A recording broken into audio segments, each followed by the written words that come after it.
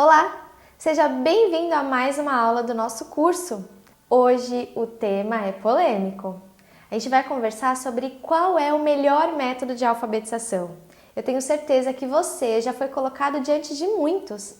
Tem métodos fônicos, tem o que eles chamam de analíticos, tem os sintéticos, tem palavração, tem o construtivismo, que não é método, mas onde ele se encaixa aí nesse contexto todo. E é sobre isso que a gente vai conversar. Então vem comigo!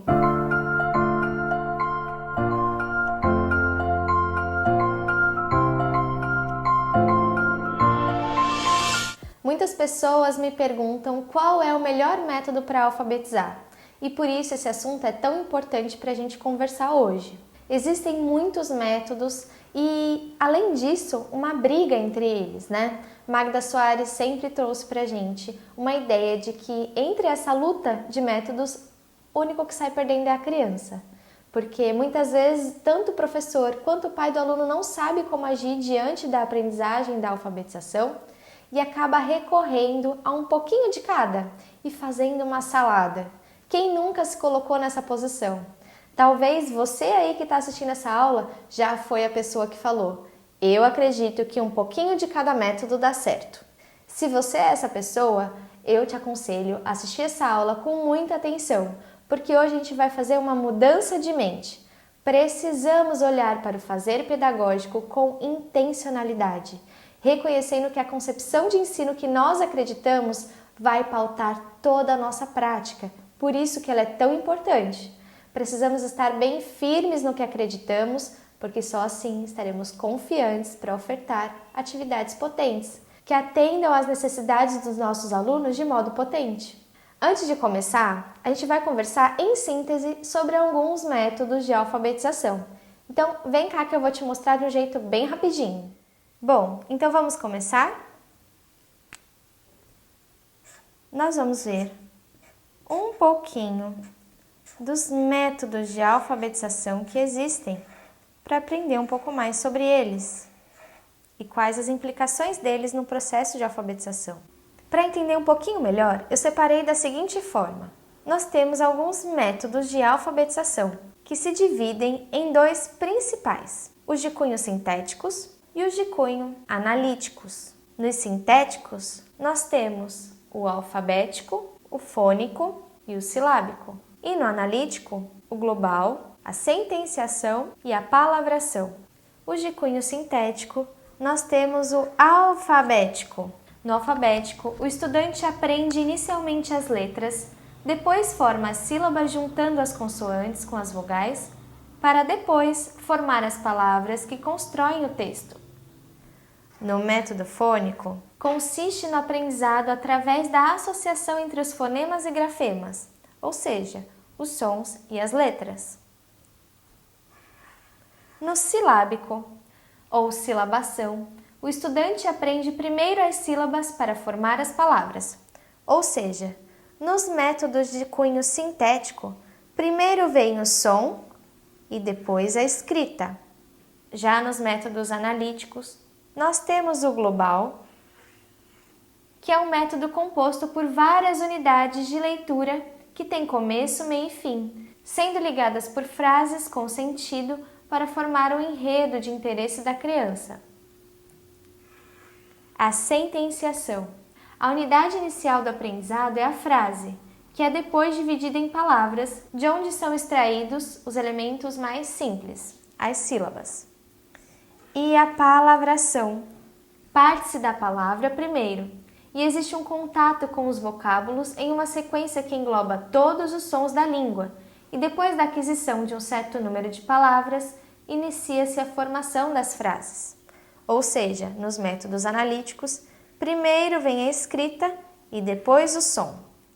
Bom, dito isso, a pergunta que nos resta é: mas e o construtivismo?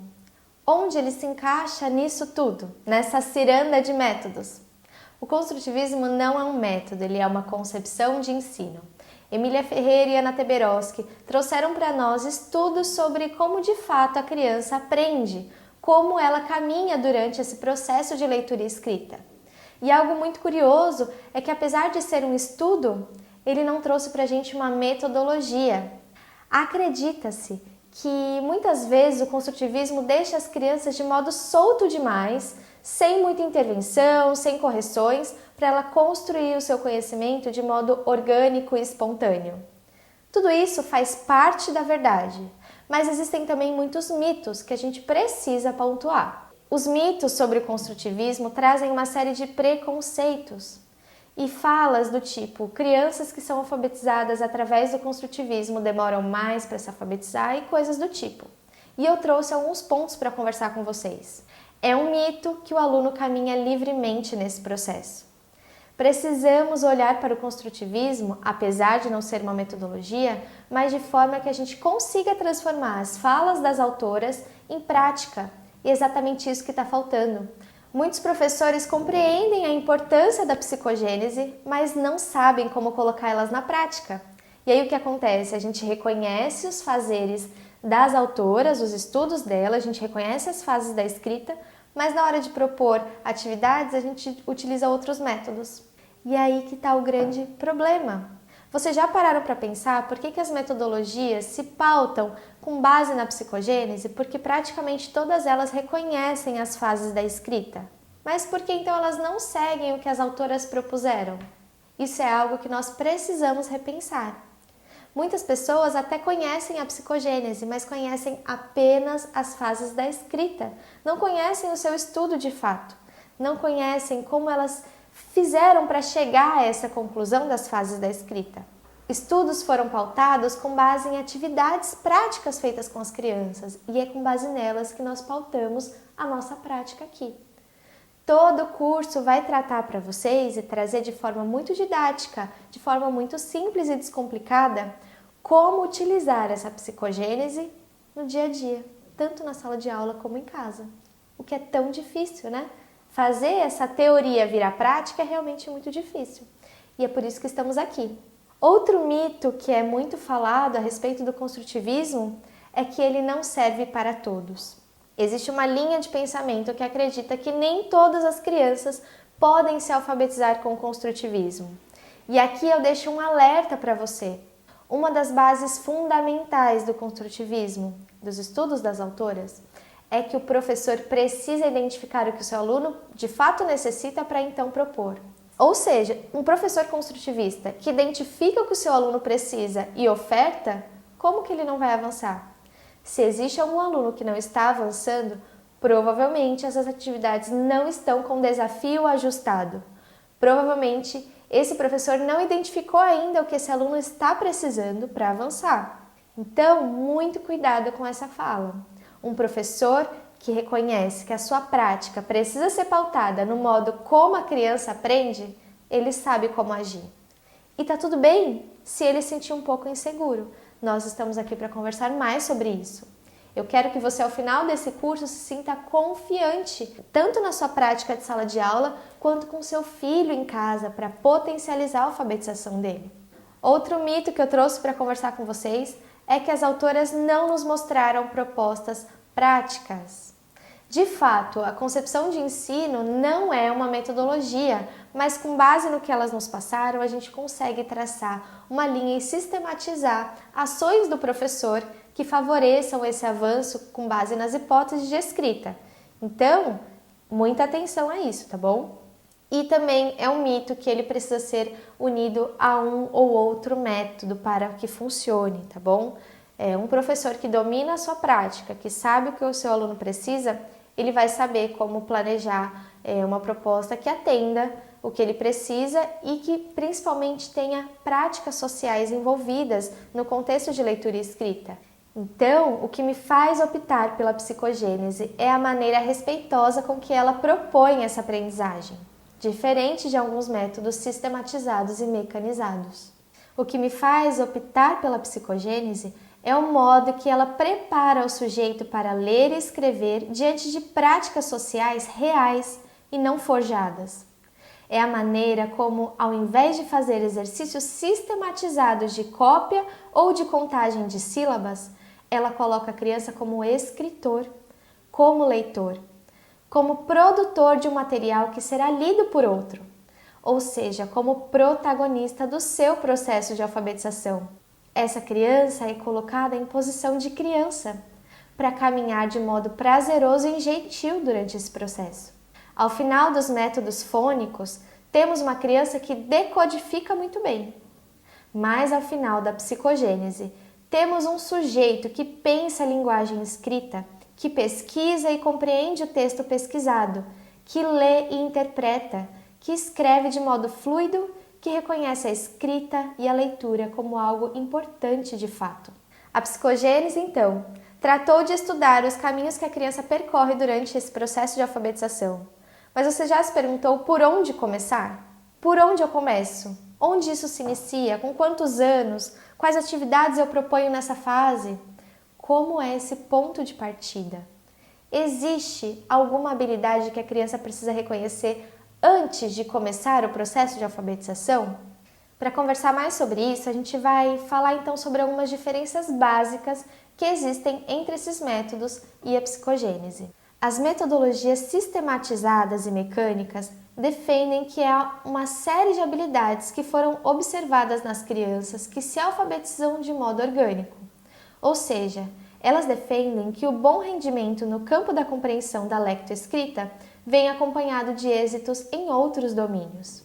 Essa correlação entre níveis de leitura e outros aspectos, tais como esquema corporal, orientação espacial e temporal, lateralização, quociente intelectual e outros. Por esse motivo, muitas metodologias só começam a inserir a criança em propostas de decodificação após fazer uma série de treinamentos motores.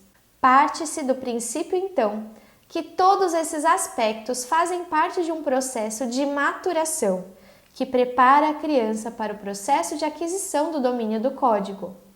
Domínio do código, sim.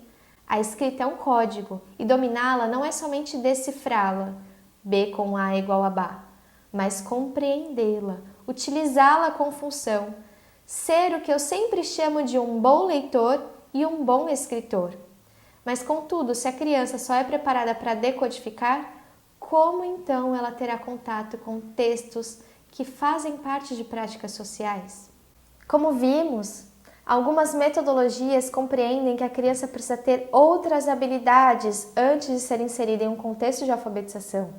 Contudo, a psicogênese ela não nega esses fatores, que precisam haver habilidade sim, mas ela garante que durante o processo de alfabetização, linguagem escrita, leitura, contato com textos, práticas sociais dentro da sala de aula favorecem esse avanço de modo contínuo e vão caminhar junto com esse processo. Essas atividades vão se desenvolver de modo orgânico, com base naquilo que vamos propor. Por isso que o fazer do professor é tão importante. A gente não pode e não deve desassociar o ensino do código de práticas de leitura. É isso que temos conversado aqui. Vejam só alguns exemplos básicos da diferença entre métodos que são mais mecanizados e o construtivismo. Então, olha só.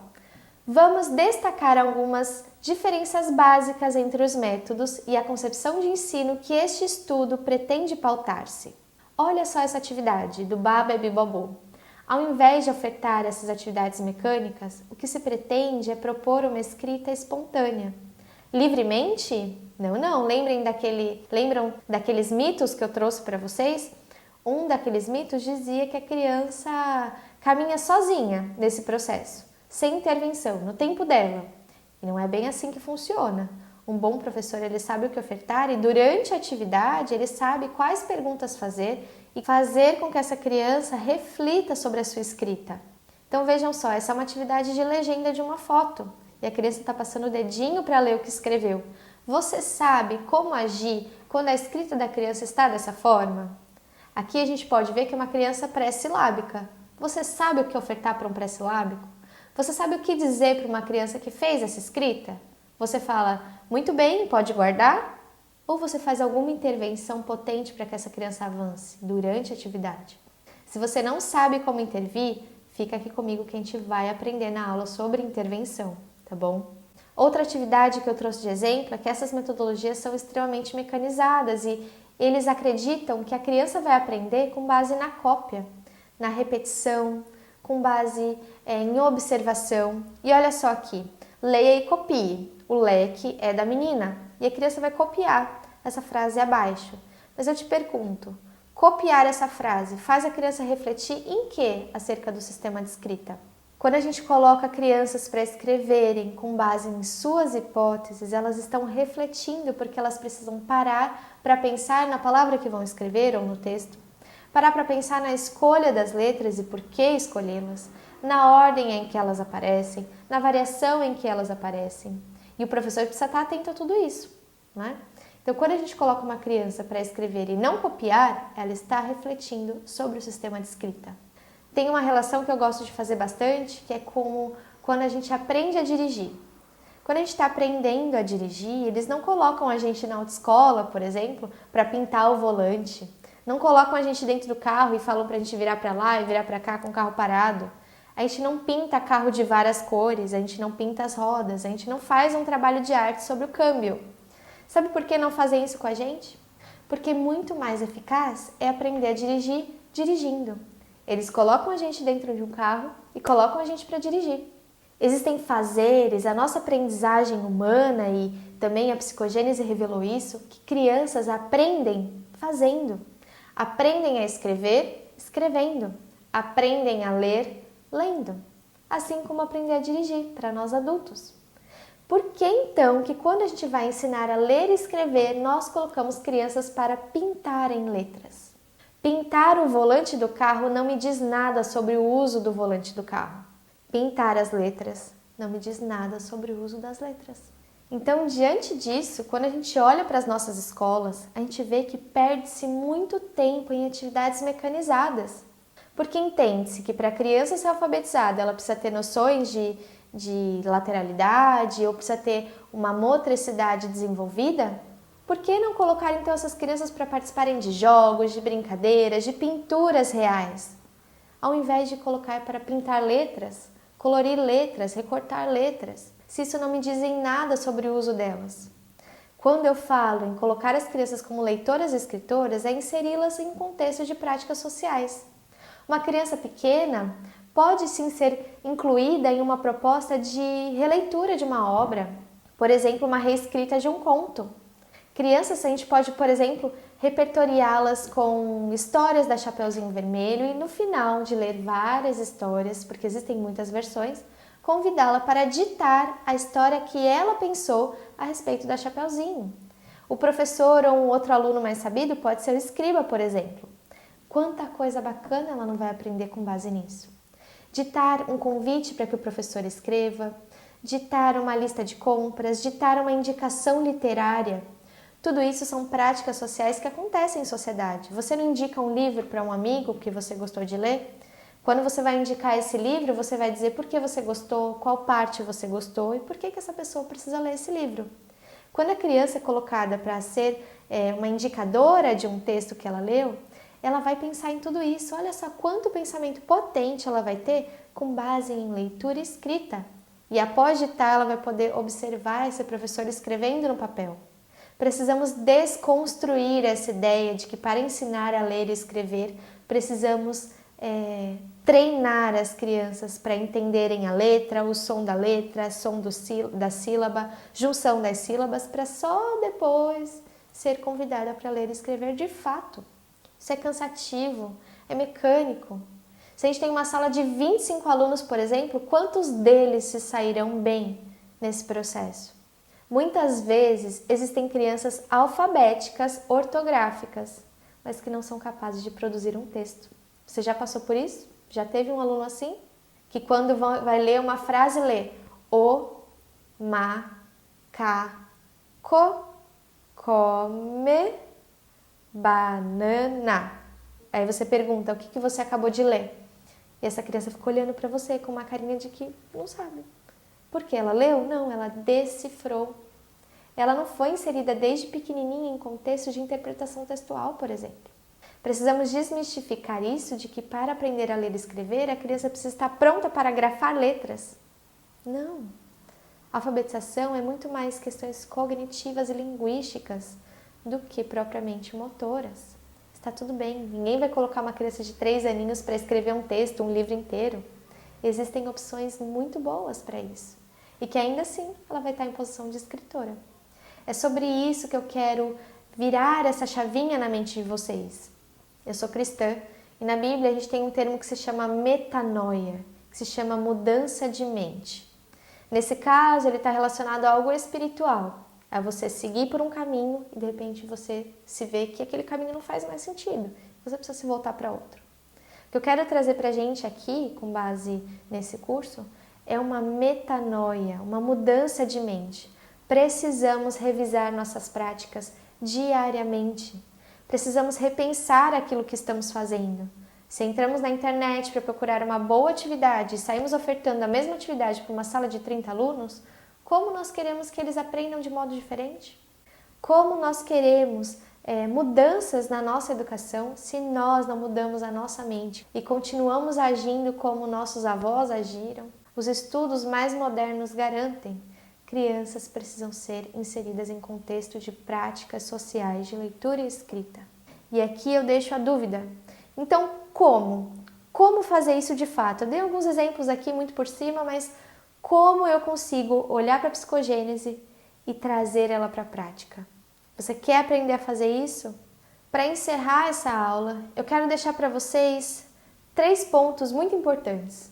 Se você não compreendeu nada do que eu falei até agora, grava esses 3 pontos que serão os mais importantes durante essa jornada de aprendizagem. Primeiro, precisamos compreender quem é essa criança antes de propor atividade. O que ela pensa, em que estágio ela está, porque toda a nossa prática vai ser pautada na criança. Segundo ponto, não caiam nessa briga de métodos. Quem é melhor, quem é pior. O que precisamos é inserir crianças em práticas de leitura e escrita. E quando você compreender isso, o céu é limite para suas práticas. Você mesma vai conseguir ter uma metodologia que faça essa criança avançar respeitando a sua fase de escrita. Em terceiro lugar, repense sua prática todos os dias. Esteja aberta a novas concepções, a um novo olhar para a alfabetização. Por isso que eu chamo esse movimento de alfabetização descomplicada e respeitosa, porque é isso que a gente busca para as nossas crianças. Então, nós nos vemos na próxima aula. Tchau, tchau!